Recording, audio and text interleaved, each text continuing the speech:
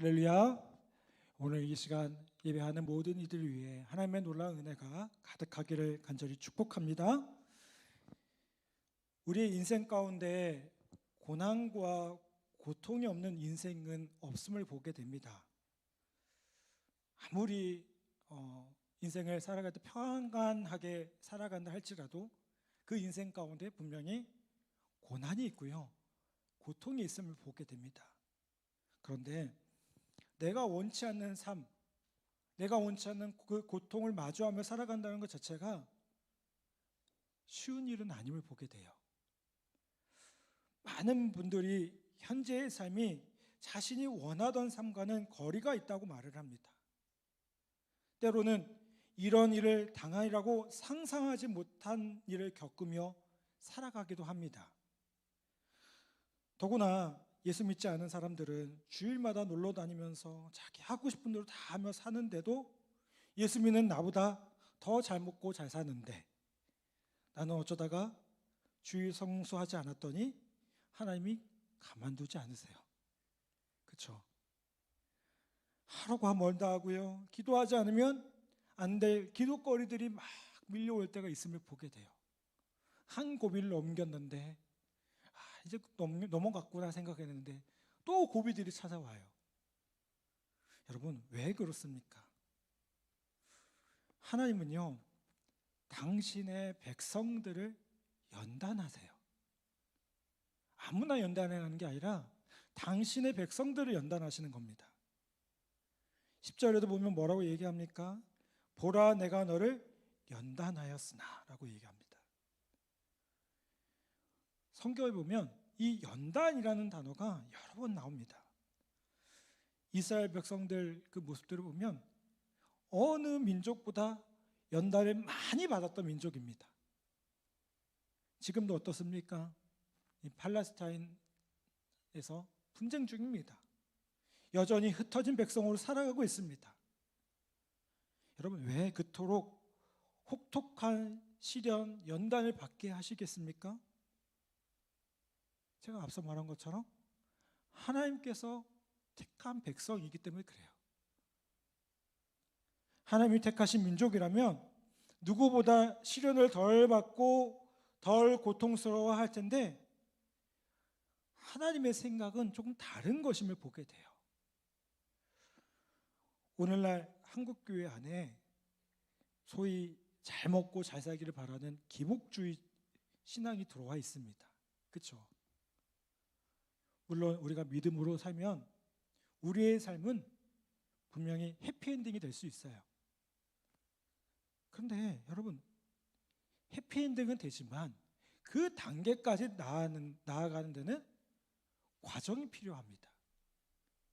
그냥 쉽게 이루어지지 않음을 보게 돼요. 하나님은 우리의 인생에 있어서 과정을 중요하게 여기시는 분이십니다. 그냥 공부 안 했는데 무조건 100점을 주시는 게 아니라 어떻게 할까요?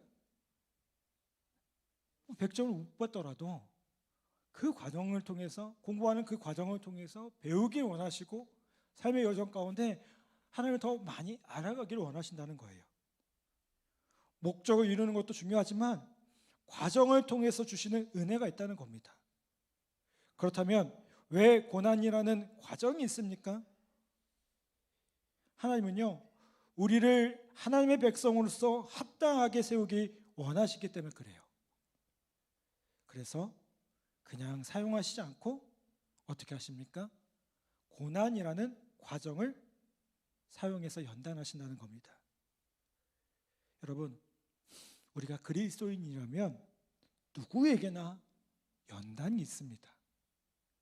그런데 이 연단이 하나님이 우리를 미워해서 하나님의 진노 때문에 주어지는 것이 아닙니다. 하나님께서 우리를 사랑하시기 때문에 주어지는 것이에요. 오히려 하나님의 무서운 심판은 뭘까요? 그냥 내버려 두는 거예요. 그냥 마음대로 하게 두는 거예요. 그렇게 살다가 어떻게 됩니까? 멸망의 길로 그냥 넘어지게 하는 겁니다. 그런데 하나님은 우리를 어떻게 하세요? 내버려 두지 않으시고, 고와 같이 버려두지 않으시고 우리를 붙들어서 하나님 원하신 대로 빚어가신다는 거예요. 하나님이 우리를 간섭하실 때 여러분 어떤가요? 귀찮고 힘들 수가 있어요. 그렇잖아요. 여기 다 부모님들이시지만 또 부모지만 자녀로 또 살아봤잖아요. 저도 제일 듣기 싫었던 학창 시절에 들었던 얘기가 뭐냐면 부모님의 잔소리였어요. 여러분 부모님들이 왜 잔소리 합니까? 그 잔소리를 즐기는 분이 계실까요? 아무도 안 계실 것 같아요. 예. 잔소리를 하는 이유가 뭐예요? 사랑하기 때문에 그래요. 사랑하기 때문에. 내 자녀이기 때문에 그래요. 예. 저희 집도 애를 셋을 키우다 보니까요. 이게 하루 종일 시끄러워요. 예. 하루 종일 시끄러워요. 어제 저희 집 둘째가 여기 이기쁨 집사님네서 잤거든요. 옆에 계시네요. 근데 하나 빠졌다고 되게 조용하더라고요. 예. 이럴 줄 알았으면 둘만 낳는 건데. 그렇다고 둘째를 미워하는 건 아닙니다. 절대 오해하지 않으셨으면 좋겠어요. 여러분, 하나님께서 우리를 그렇게 잔소리하실 때가 있어요. 어떻습니까? 하나님 듣기 싫어요.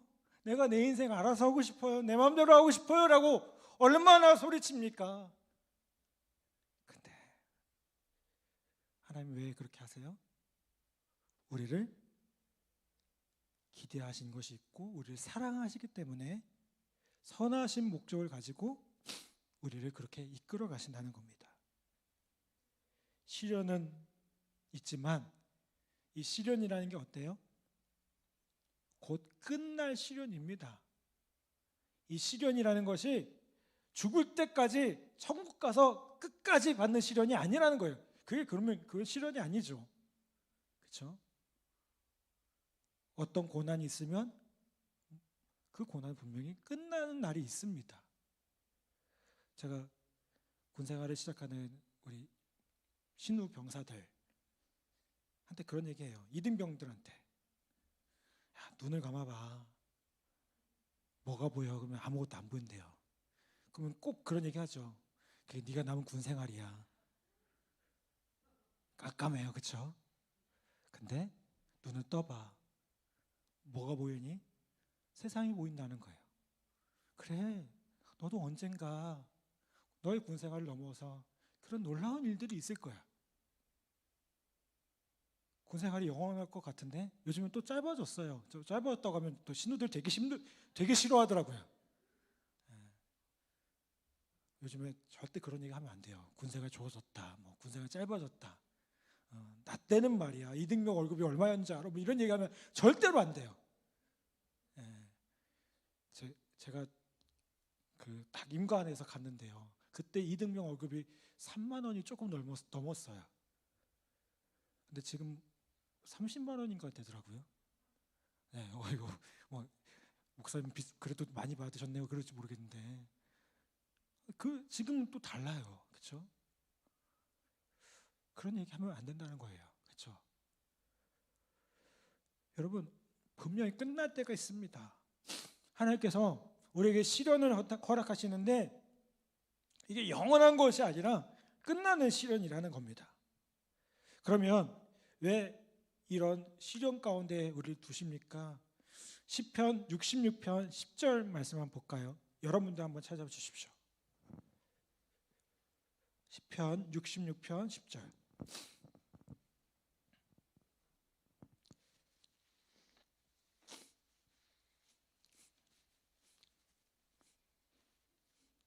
다 찾으셨나요? 네, 앞에도 나왔네요. 자, 같이 한번 공동해 보겠습니다. 시작. 하나님이여 주께서 우리를 시험하시되 우리를 연단하기를 은을 단련한 같이 하셨으며 아멘. 여러분 연단의 구체적인 목적이 무엇입니까? 우리를 순금 같은 믿음으로 만들고자 하심이라는 거예요. 우리가 어떤 고통 속에 빠지면 그 고통을 이해하기가 쉽지 않아요. 아니, 받아들이기가 쉽지 않아요. 그걸 잘 받아들이면 좋은데 잘못 받아들이는 경우가 참 많이 있어요. 오해해요. 하나님에 대해서 오해해서 나를 벌하신다고 생각할 수도 있고요. 하나님에 대해서 오해해서 하나님이 나를 미워하신다고 생각할 수도 있어요. 여러분, 욥이라는 인물이 성경에 나오잖아요. 이 욥이 고난 가운데 있을 때 어떻게 오해합니까? 그 욥도 하나님이 나를 버리신 건 아닌지 혼란스러워했습니다. 여러분, 그런데 여기서 중요한 게 뭐냐면요, 연단과 심판은 구별하실 수 있어야 돼요. 그렇죠? 연단은 우리를 어떻게 하시는 거예요? 단련시키기 위해서 주시는 거예요. 심판은 우리가 잘못했으면 깨닫게 하기 위해서 주시는 거예요. 그렇죠? 분명히 달라요. 여러분, 구원받은 그리스도인도 살면서요, 이해할 수 없는 어려운 일들을 당합니다. 열심히 신앙생활 하는데 왜 내게 이런 어려움을 주실까? 이해할 수 없는 일들이 찾아오기도 합니다. 그런데 여러분, 하나님 백성에게 찾아오는 고난을 우리는 이상히 여기면 안 됩니다. 왜요? 이게 심판이 아니거든요. 내가 잘못해서가 아니라 하나님의 선하신 목적 가운데 우리를 고통 가운데 이끌어 가시는 거예요. 그 선하신 목적이 뭐예요? 우리를 연단시키는 거예요. 아멘. 우리 교회 막 등록하신 분들, 오늘도 내 가정 등록하셨거든요. 교회 소개를 하고 교회 소개하면서 뭐 어성경도 해야 되고 티를 해야 되고 뭐 그런 얘기를 했어요. 제가 표정을 가만히 보니까 큰일 났어요. 처음 오신 성도들인데 뭐 봉사하라는 것도 많고 뭐 양육해야 되고 뭐 그런 얘기 들으시니까 벌써 이거 잘못한다, 교회를 잘못 등록했나 이런 생각을 하시는 것 같아요. 근데 여기 계신 분들 다 그랬어요. 다 그렇게 생각하셨어요. 저도 목사라는 길을 딱 들어주면서 여러분 편한 줄 아십니까? 제가 솔직히 말씀드리면 목사라는 길을 갈 때 그냥 저는 솔직히 말하면 되게 대우받을 줄만 알았어요. 아니더라고요. 그냥 목사니까 인정해 줄 줄 알았는데 그게 아니더라고요. 아니, 목사 되는 과정도요 쉽지가 않더라고요. 왜 그럴까요? 그 과정들을 겪어야만, 그 과정들을 연단해야만 정말 필요한 존재로, 하나님 앞에 쓰시기에 합당한 존재로 세워줄 수 있기 때문에 그래요. 우리 교회에서 이 과정들을 잘 또 겪어나가면 그러면서 얻는 이익들이 있어요. 어떤 이익이 있습니까? 주님을 더 깊이 만나게 되고 말씀으로 충만하게 거하게 되고. 아멘을 안 하시네요. 다시 한번, 주님을 깊이 만나게 되고 말씀으로 충만하게 되고 그리스도의 제자로 세워지게 됩니다. 아멘. 여러분, 저는 국방대학교 이 교회가 정말 우리가 학교 국방대라는 곳에 있잖아요. 이 국방대라는 곳에서 있으면서 우리의 지식이 자라가는 만큼 이 교회라는 곳을 통해서 우리의 영적인 모습도 자라가는 귀한 은혜의 자리인 줄 믿습니다.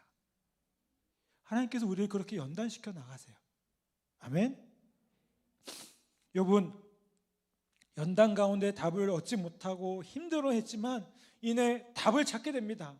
그래서 우리가 잘 아는 욥기 23장 10절에 보면 뭐라고 말씀해요? 이렇게 말씀해요. 그러나 내가 가는 길을 그가 아시나니 그가 나를 단련하신 후에는 내가 순금같이 되어 나와 오리라. 여러분, 욥이란 인물은 당대 의인이었어요. 특별한 죄가 없었어요. 그런데 완전하지도 않았죠. 금은 금이었어요. 그런데 순금은 아니었던 거예요. 욥기를 통해서 주시는 메시지는요, 아무리 의로운 욥도 걸러보니 불순물이 나오더라는 거예요. 정말 바르게 살았지만 하나님이 연단해 보시니 불순물이 나오는 겁니다. 여러분, 하물며 우리는 어떨까요? 여러분, 그런데 연단을 받고 나면 우리가 너무나도 멋있게 쓰임 받을 수 있어요. 아멘? 왜요? 그 연단의 과정에서 하나님께서 우리의 불순물들 다 다루시거든요. 걸러 가시거든요. 여러분, 정말 하나님 앞에 귀하게 쓰임 받기 원하십니까? 그렇다면 하나님은 반드시 우리를 연단을 통해서 우리 안에 있는 찌꺼기들을 제거하실 줄 분명히 믿습니다. 아멘? 두 번째로 하나님께서 우리를 연단하시는 이유가 무엇입니까? 하나님의 영광을 위해 살도록 하기 위해서임을 보게 돼요. 하나님께서 우리를 순금같이 만드셔서 그냥 순금이 된 것으로 끝나는 게 아니라 어떻게 하는 거예요? 이제 하나님의 영광을 위해 살라는 겁니다. 11절 말씀 한번 볼까요? 11절 말씀. 자, 여러분들 한번 봉독해 주시기 부탁을 드립니다. 시작. 이를 일 것이라. 어찌 내 이름을 욕되게 하리요 내 영광을 다른 자에게 주지 아니하리라. 아멘. 자, 여기 보시면 어찌 내 이름을 욕되게 하려 내 영광을 다른 자에게 주지 아니하리라 라고 말씀합니다. 연단을 주시는 이유가 뭐냐면 내 영광을 다른 자에게 주지 않기 위해서, 하나님께만 영광 돌리는 자로 세우기 위해서 하나님께서 그렇게 하신다는 겁니다. 여러분, 연단받지 않으면 우리는 엉뚱한 곳에 관심을 가지며 살아가게 돼요. 여러분, 말 아시잖아요. 말 타는 말, 그렇죠? 이 말이요, 훈련받지 않은 말은 어떻게 됩니까? 그냥 사고 뭉치예요. 다룰 수가 없는 거죠, 그렇죠? 여러분, 그런데 이 말이 연단받으면 어떻게 됩니까? 목표를 향해서 나아가는 경주마가 됩니다. 경주마가 돼요. 하나님께서요, 우리를 연단시켜서 어떻게 합니까? 목표를 향해서 하나님의 영광을 위해서, 하나님이 우리를 창조하신 그 목적대로 쓰시기 위해서 우리를 연단하신다는 거예요. 이스라엘 백성들의 모습들을 보십시오. 그들이요, 하나님께 보였던 모습이 그랬습니다. 11절의 말씀처럼 하나님의 이름을 욕되게 했고요, 하나님의 영광을 이방 우상들에게 돌렸습니다. 근데 하나님께서 어떻게 하셨어요? 이들을 연단하시는 거예요. 연단받고 나면 나의 고집스럽고 나의 자아중심적이었던 삶의 방향이 꺾이기 시작합니다. 하나님 앞에 어떻게 될까요? 엎드리게 돼요. 자꾸 엎드리게 돼요. 그전에는 내 마음대로 내 생각대로 했는데 하나님의 뜻이 무엇인지를 구하게 돼요. 기도가 달라져요. 저는 무조건 하나님 주세요, 주세요 이렇게 기도하다가 예수님처럼 기도합니다. 어떻게 해요? 주님의 뜻이 무엇입니까? 강팍하고 거칠었던 사람들이 나긋해지고요, 속이 없던 사람처럼 때로는 아주 순수하고 단순해지는 것을 보게 됩니다. 여러분, 오늘 우리가 경험하는 연단의 모습들이 있습니까? 하나님이 우리를 빚어가시는 모습들이 있습니까? 여러분, 그 연단들을 다시 한번 바라보기를 간절히 바랍니다. 제가 앞서 말한 것처럼 하나님 우리를 미워하셔서 연단하시는 게 아닙니다. 우리가 미워서 우리가 잘못해서 그 주시는 것이 아닙니다. 우리를 사랑하시기 때문에, 우리가 그분의 백성 되고 그분의 자녀 되었기 때문에 우리를 연단하십니다. 그리고 우리를 순금되게 하셔서 이제 하나님의 영광을 위해 하나님이 우리를 지으신 그 목적대로 우리를 사용하신다는 겁니다. 여러분, 오늘 그 연단의 과정을 통해 우리가 진정으로 하나님의 사람으로 그리스도의 제자로 세워지게 해달라고 기도하는 우리 모두 되기를 간절히 바랍니다. 아멘.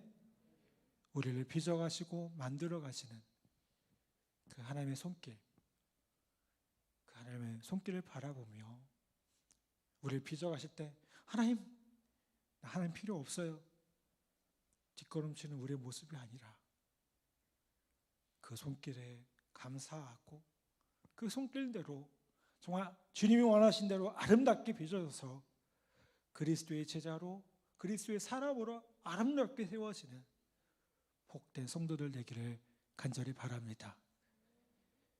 여러분, 저는 목회를 하면서 우리 성도님들을 바라볼 때 때로 기대가 돼요. 하나님께서 얼마나 우리의 모습들을 빚어가실까.